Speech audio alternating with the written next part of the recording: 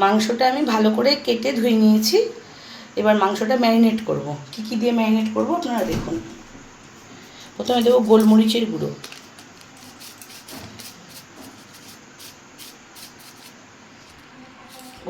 গুঁড়ো,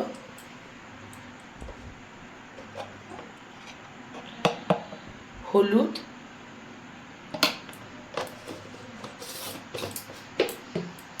আর এই যে লেবু।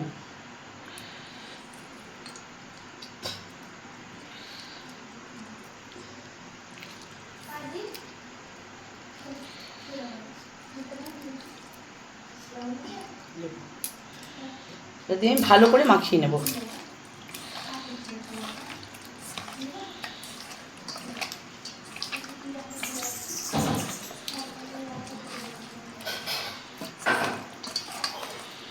মাংসটা আমি ভালো করে মাখিয়ে নিয়েছি।